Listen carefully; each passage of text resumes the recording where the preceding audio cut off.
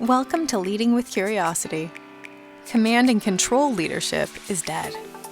We interview leaders, entrepreneurs, and executive coaches challenging old paradigms and fostering cutting-edge leadership. Here's your host, certified executive coach, Nate Leslie. Hey listeners, at the root of today's episode really is around the role that executive and career coaching can play in career transitions for professionals who maybe started out loving what you do and one day woke up realizing, I just don't love it anymore. Randi Roberts, 30-year corporate career, and now ICF-certified coach, working with people at points in their career where they're ready to make a change. It was a really fascinating conversation. Listen to the end of the episode to find resources for free on Randi's website if you are someone thinking that you just don't love what you're doing anymore. There's a career satisfaction diagnostic that she's developed, as well as the right time guide, she calls it. What is it the right time for? Is it time for a change? Is it time to dig in to the root of the issues that you're currently having, to solve them, to get back to loving what you do? And I want to remind listeners a new feature. If you are listening on Spotify, you can head to the episode to answer a question. I want to engage with listeners there. And if there's a leader out there wondering how you're doing as a leader, you're happy with what you're doing and career transition is not top of mind right now, but you want to know how you're performing as a leader, I would love to give you some of my time at nateleslie.ca/gift, where you can take the High Performance Index free leader assessment. I will personally debrief your report with you. I'll give you 30 minutes of my time to help you make sense of that report, to identify where you're crushing it and where some areas for opportunity or areas of development may be for you as a leader. This is Randi Roberts, host of The Fulfilling Career, Happy Life, and randirobertscoaching.com. Enjoy. You're a fellow ICF accredited coach, 30 years in the corporate world, host of the podcast, The Fulfilling Career, Happy Life, focused now largely on career transition of professionals. How did you end up in this work? Yeah, it was not by plan. It was by happy, I don't want to say accident, but happy discovering, I guess. My first career, you mentioned I was 30 years in the corporate world. I was in pharmaceuticals and I absolutely loved it. And one of the reasons that I loved it so much was I have always known about myself that I need to do some good while I'm doing well. Like I just need my work to make a difference to other people. And in pharmaceuticals, I loved that because the end result of what those companies do makes people healthier, extends their lives, good patient outcomes, all those things, while we're making a lot of money for shareholders. Like that to me is a very stimulating mix. And so that's why pharma felt like home for so long. I loved it. And I was one of those crazy people that I was as excited on Monday morning as I was on Friday afternoon. Like I just genuinely loved my work until one day I didn't. And it took me a while to figure out what was different. What was it that I needed to change to sort of get that fire back? And I had always loved mentoring people, had mentored a ton of people in my career. But what I realized was I had had some executive coaches at very pivotal points in my career, either when I was trying to overcome some obstacle, either internal or in my environment or in my company or whatever. Yeah. Coaches were very helpful then. And at a time when I had taken on a very big new level of responsibility and was struggling even internally to feel that I was as ready as I needed to be to take it on. So coaches helped me so much in those phases. I really felt like that was a place where I could add a lot of value and I could run my own business and be a little bit more in control of my own schedule and destiny at this point in my career. And, I mentioned I needed to do some good while I was doing well. Now, the good that I do is I help other people achieve their goals. And my business is very successful. And it's just it fits me every bit as well and energizes me just as much as my first career did. So I'm like a very lucky person. We can relate here on the show to the listeners, episode 44, which this being episode 47, just a few episodes ago, focused the entire time on doing, in your words, doing good while doing well. Yeah. And Oh, so there's great. I'll some have to listen to that. Yeah. So there's some values alignment there as well. And you just touched on something, that you were in that role of mentor, and that you realized that that role of coach there's some overlap, but there's also some unique aspects. What can you add to that, to this conversation? Yeah, I think that's really important, because those of us that are fortunate have had mentors. They might be former bosses or just people that we've connected with. And I've mentored a bunch of people and have had mentors in my career. As a mentor, and I was very upfront with this with everyone that I mentored, I wanted to be as much there for them as I could in terms of giving advice, helping them seek out opportunities and pursue them and that kind of thing. But one big difference is, as a mentor, I had my own agenda. Mm-hmm. Meaning, if they were somebody that I was impressed with, I might be trying to steer them into my own organization. Now, only if it was also good for them. But I couldn't say I didn't have my own agenda. As a coach, it's very different. Like, I have no, talking about career transition, I see a lot of clients that are in a position to make a choice between two different opportunities. And as their coach, I have no skin in the game which choice they make. My focus is helping them make the choice that's right for them. So if that makes sense, I think a coach is a little more, I don't know, pure, unbiased, whatever you want to call it, still super helpful. And the really lucky people have both mentors and coaches. How did your relationship change with giving advice once you started your coach training and you saw that that's not what we do? That was a skill that I needed to learn. Yeah. And that's one of the reasons that I went for coach certification, because there are some coaches that offer a lot of value that use their own experience, that never went through certification. This is one of the reasons that I pursued the certification, was because there are ways to share your experience and your knowledge. And sometimes, look, people hire me with 30 years of business experience for my experience. Right. So I'm not serving them if I don't share it, but you have to do it through a coaching lens. And it's very much, it might be asking their permission. Like, do you want me to share a perspective? Would you like to hear what other clients have done? Like, because sometimes that's very helpful for them and sometimes it's not. So it's a matter of learning the techniques so that you stay in the coaching container, if you will, while still offering experience and wisdom and that kind of thing. How do you approach it, Nate? Yeah, you really caught my attention there, because if we're unattached from what they should do, which is the more pure approach, I'm just thinking right now, any leader listening can already take this little nugget from this conversation, because when we feel like we have something useful to share as a leader, and we share it with that up and coming, rising, high potential person in our organization, when we can let it land for them however they need it to, in other words, oh yes, I'd love to hear more, or no, that doesn't really sound useful right now. A coach knows you go there.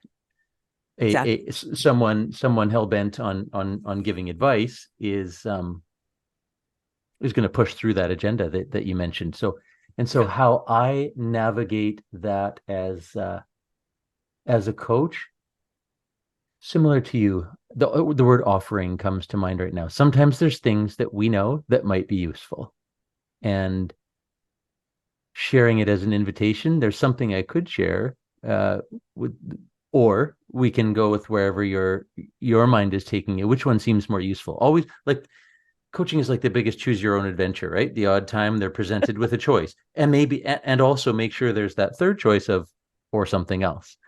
And any leader listening can immediately adapt and let go. Gosh, this is so many episodes combined already. So episode 7 is about mentor as a gift word. Is, if we're lucky, a few people in our lives call them a mentor. And another one is you'd have to be an idiot to want to be a guru. Some people feel compelled to need to give advice, but when we can let go of feeling so useful that it's our advice and wisdom that is going to make the difference, and put things out there for people to accept, reject, twist, make their own, that's where the real power and the neuroscience of the whole thing of coaching happens. I love what you're saying.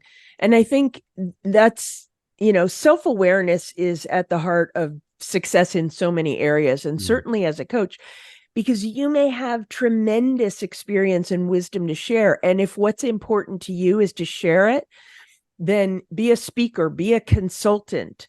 But that's not necessarily a coaching approach. Doesn't mean that's not appropriate, but you have to sort of know what you're calling yourself, what your lane is, what work you're choosing to do. And lucky people have almost like a board of directors, right? Yeah. They may have mentors, they may have a coach, they may have a boss, they may have colleagues, all of which give a little bit different perspective sometimes. But a coach has no agenda. So let's take what we're sharing right now and move it into the work that you're doing in career transition. So someone comes to you, you've just used the word having self-awareness. You've mentioned your own values. Someone comes to you and they're, I've been doing this for a long time and I just don't love it anymore. What does it look like from there when someone's working with you? Yeah. I mean, I can relate to that from my own experience, and I've worked with many clients through this.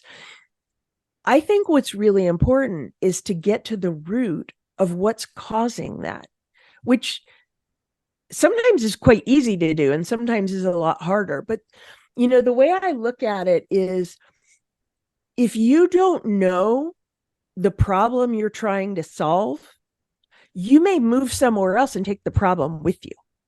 Oh, wow. And you may repeat patterns and that kind of thing. So if you can get to the bottom of what's working for you and what's not working for you in your current situation, then, sometimes you can solve for it right where you are. And, for people for whom change is hard, or there's financial reasons to stay where you are, like, if you could solve your problem and make a few shifts and find what you need right where you are, that can be a great solution.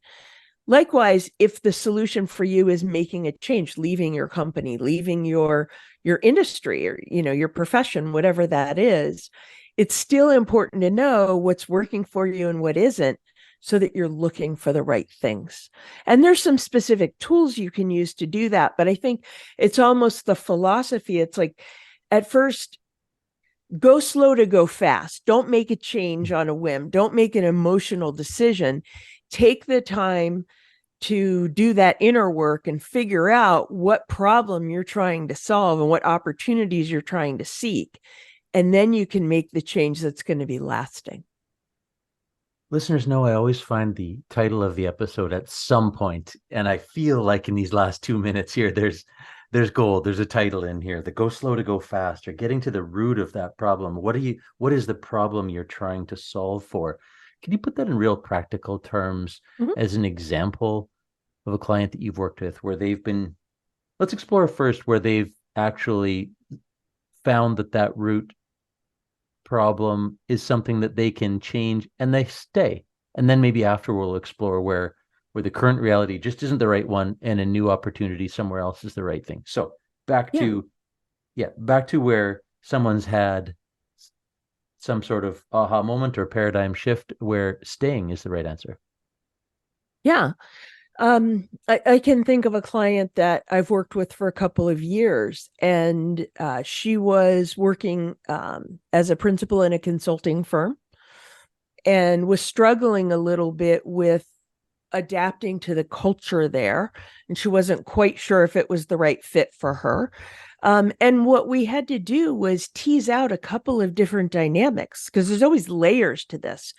Is it the nature of the work? So being a consultant is very different than a lot of other jobs. You're dealing with internal issues and politics. You're dealing with the content that you're focused on, and you're dealing with all of the client issues and bringing in new business and things like that. So we had to take a look at the nature of the consulting world. Was that type of work right for her? We had to look at the values and the dynamics and the environment of her company. And then we had to look at the content and was she in the right place? So we sort of teased out each of those things. And what she realized was there were some things that weren't working for her within her own company. And when she did some work and she realized what those things were, and then once she knew what the issue was, she had to work through, did she want to invest in trying to fix those things where she was? Mm-hmm. Or did she want to look outside and sort of know what might be a better fit for her at that point? And it was interesting because what she decided was, and it's very true to who I know her to be, she wanted to do everything she could to see if she could make it work where she was, because she liked the values of the company. She liked the content work. She liked a lot of things, but she had realized some things that didn't fit for her. So she engaged with a couple of the partners on it. And that open, honest, courageous conversation that she had with them really unlocked some things. And she found new ways to offer her talents to the company, and she was able to engage with the partners in different ways. And it really unlocked a lot of things, and unlocked or opened a door feels like the right thing to call this, because once she did that work and once she took that courageous action, things changed very quickly. It was wonderful to see, and I was honored to support her in that work. I expected you to say something shifted in the way they're viewing their work, but what you just described, and not to oversimplify it, is she came to you with this question like, should I stay or should I go? Mm-hmm. And what resulted through coaching of an unbiased, non-agenda based third party was shifting the culture and shifting her relationship with the other partners in the firm for the better, which has massive implications if you consider the alternative, which was she had to start over somewhere. I don't know about starting over, right? We always take our experience with us, but starting new somewhere else. Those are two very different outcomes. Yeah. And truthfully, I think either one of them could have worked for her. Her hope was to stay, but she approached this, and I think back to my career and several pivotal moments that I've had too. She approached this from this is what's true for me. Mm-hmm. Let's see if we can find a way to make this work. And if not, it's still what was true for her and what she needed long term. So if she couldn't make it work here, she would have to leave just to be true to herself and make it work somewhere else. So in a way, there was no bad outcome of her mm-hmm. taking that courageous action, mm-hmm. but it worked out the way she hoped it would. And again, I had no agenda which worked out for her. My job was to help support her to make the right decision. But in a way, when I stepped back from it, it was very gratifying to see that she could do that for herself.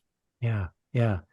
What role did you possibly play, leading question, in preparing her for some of those conversations, for example, with her partners? Yeah, it was talking through what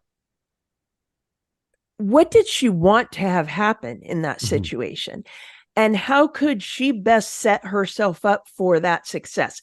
What could she control? She couldn't control the other, but what were the things she could control? How could she show up?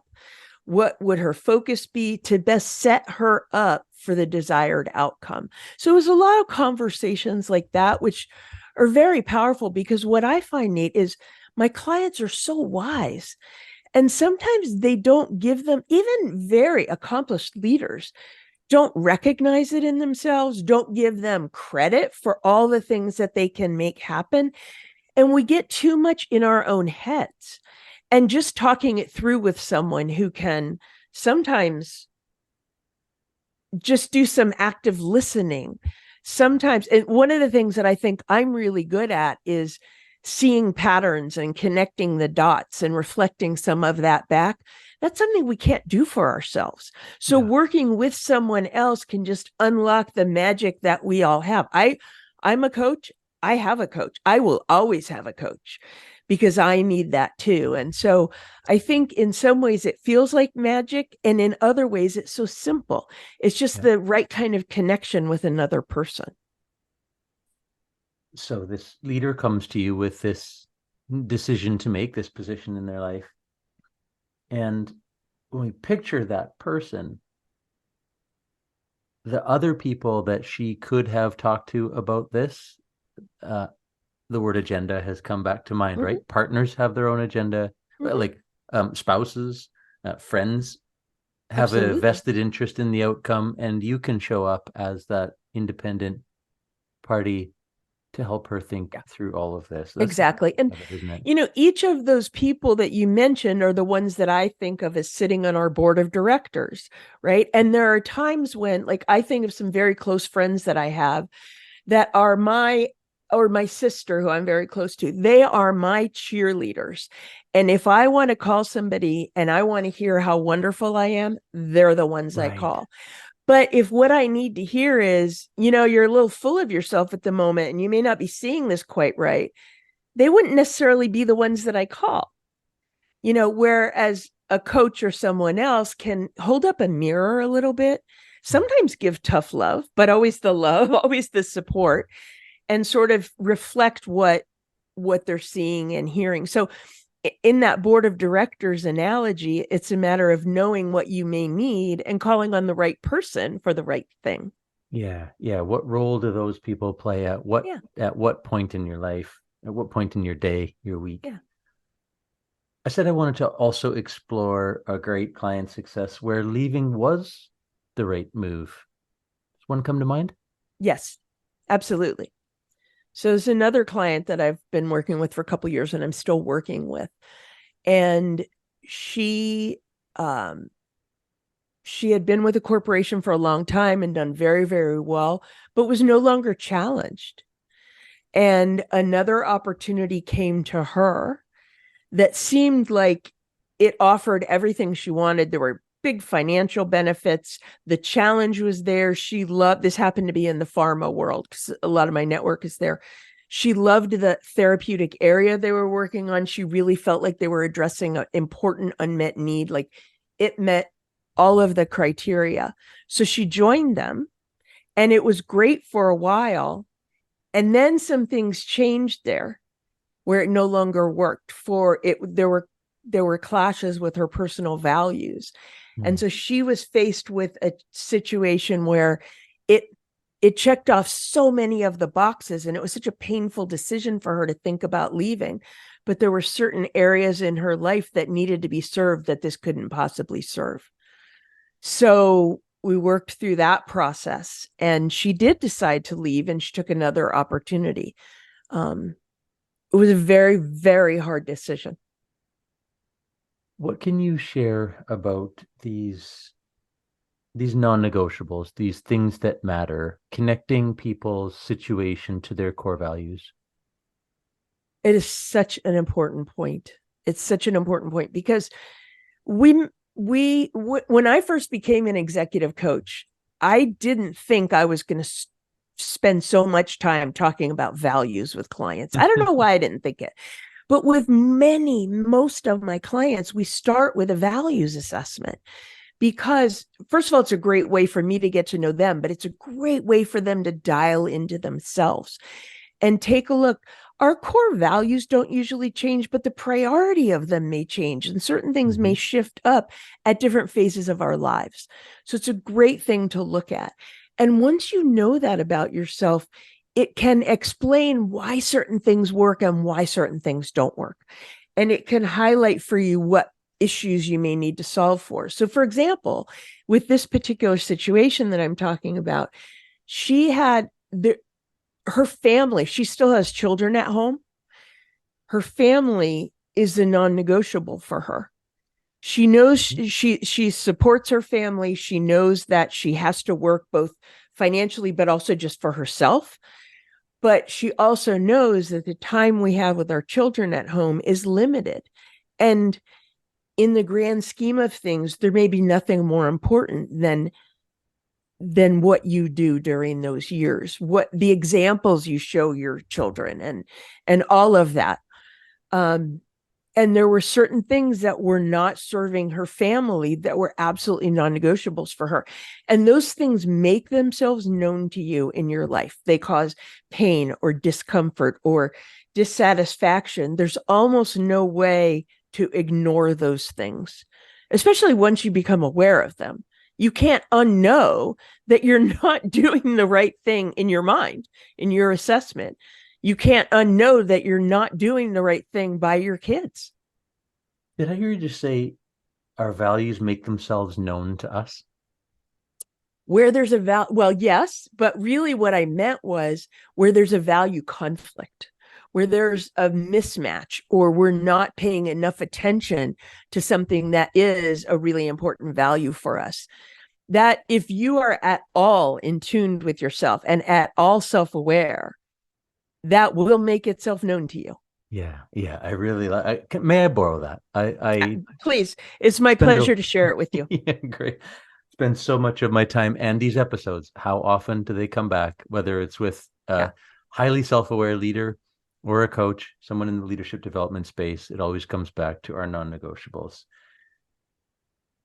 You said you start with a values assessment. Is that something that do you use one? You have probably a number of different ways to explore core values, but do you have a go-to way that you might want to share? And again, Sure. something else I can steal?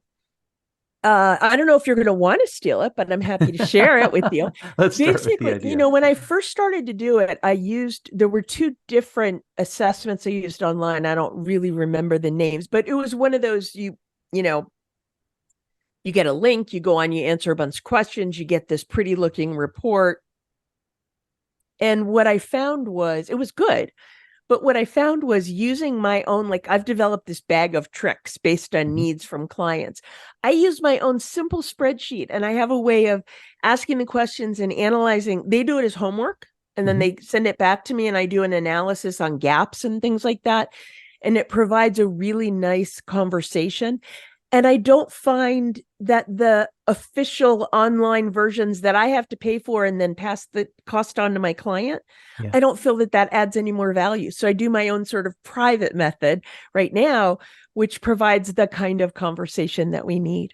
Yeah. No, I like that. And this idea that they are non-negotiables of what is most important to us, what we stand for, we can find that core essence through questions and coaching and meaningful conversations, right? Yes, I have found that. Yes. Yeah, me too.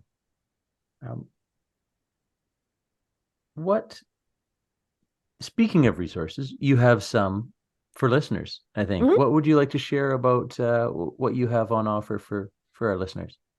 I have two different things that I'm happy to offer up. They're free. They're available on my website, which is Randi Roberts Coaching. It's RANDI robertscoaching.com.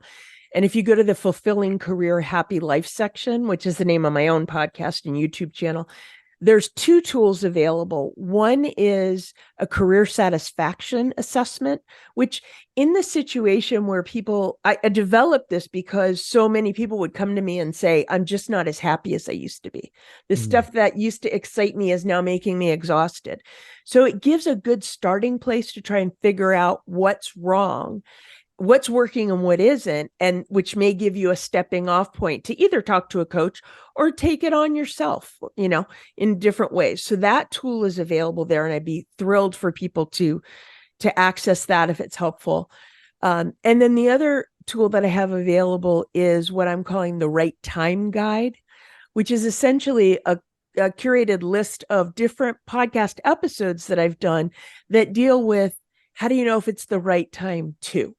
How do you know if it's the right time to look for another job? How do you know if it's the right time to think about retiring? Like those kinds of things. So, I was pretty impressed with you being able to pull up episode 44 and episode 7 and what they did. I'm not that facile with my different episodes, but I am proud of them. And so I offer up sort of a Reader's Digest condensed version guide that's also available on my website.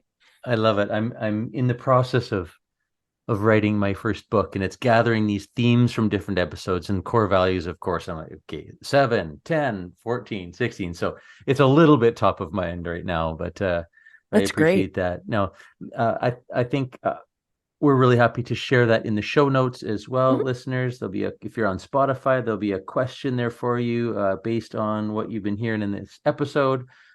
Free leader self-assessment from me, career satisfaction surveys, and the right time guide from our guest, Randi Roberts.